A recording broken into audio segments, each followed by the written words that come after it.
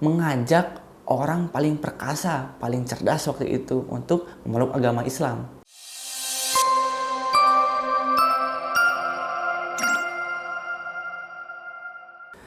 Assalamualaikum warahmatullahi wabarakatuh. Sahabat Quranku, surgaku Indonesia yang dirahmati Allah Subhanahu wa taala. Allahumma sholli ala sayyidina Muhammad wa ala ali sayyidina Muhammad. Puji syukur kita panjatkan kehadirat Allah Subhanahu wa taala yang mana telah melimpahkan rahmat dan hidayahnya sehingga kita semua masih diberikan kesehatan selalu. Tak lupa salawat serta salam kita curah limpahkan kepada junjungan alam kita Nabi Bana wa Nabiyana Muhammad sallallahu alaihi wasallam.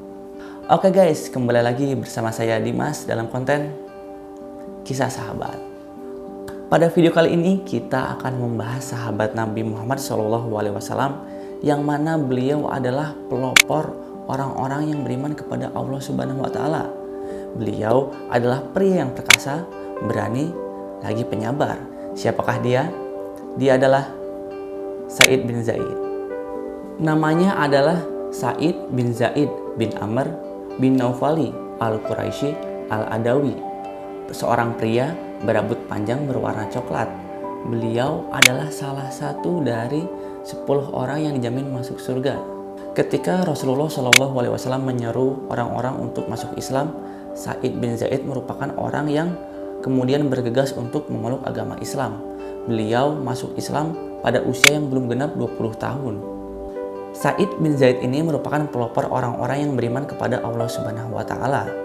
Sa'id bin Zaid ini dididik, dibesarkan oleh seorang ayah yang sangat antusias untuk mencari agama yang hak. Bahkan keluarganya Sa'id bin Zaid ini tidak mengimani ajaran yang sesat, ajaran dari kaum kafir Quraisy.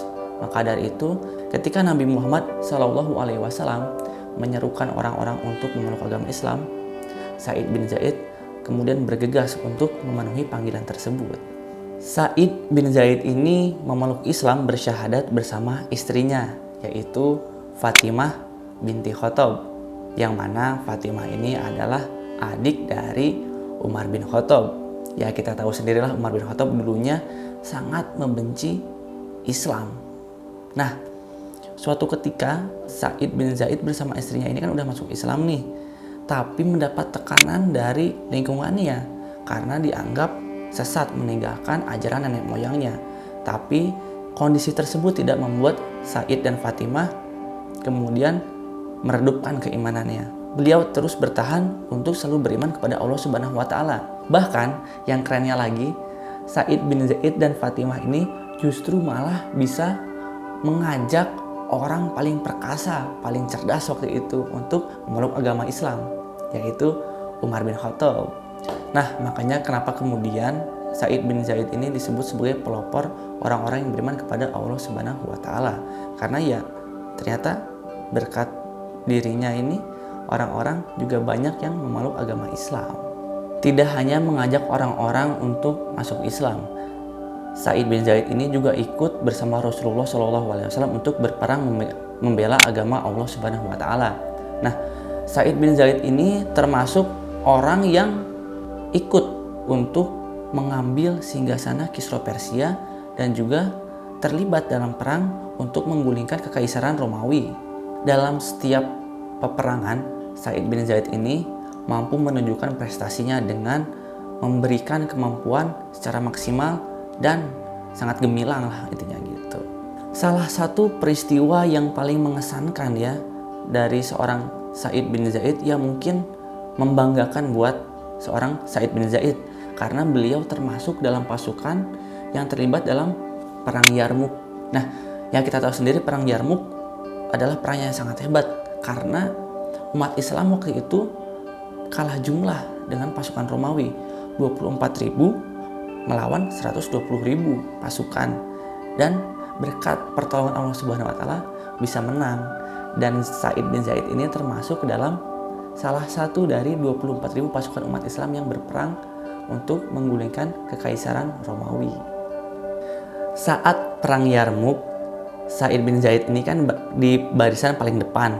Beliau menyaksikan pasukan musuh itu ada panglima-panglimanya, kemudian ada pendeta-pendetanya, dan jajaran-jajaran tertingginya membawa salib seraya berdoa.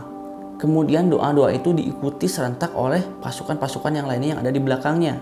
Kondisi ini membuat umat Islam menjadi down, kalah mental. Ya, umat Islam udah kalah jumlah, mereka makin kompak, seperti tidak ada harapan untuk menang.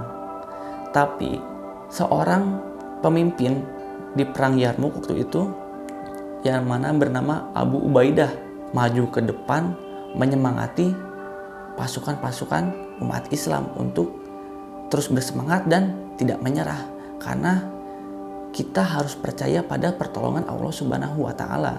Abu Ubaidah berkata, "Wahai hamba-hamba Allah, menangkanlah agama Allah. Pasti Allah akan menolong kamu dan memberikan kekuatan kepada kamu." Seraya setelah Abu Ubaidah menyemangati pasukan umat Islam makin semangat lagi, nggak kalah mental sekarang. Semangatnya makin naik dan percaya bahwa Allah bersama mereka. Setelah itu, Sa'id bin Zaid melihat prajurit menghunuskan pedangnya maju ke depan melawan pasukan Romawi. Sa'id bin Zaid ini nggak mau kalah. Beliau membantingkan badannya ke tanah, kemudian berdiri dengan lututnya dan membidik lembingnya untuk menyerang.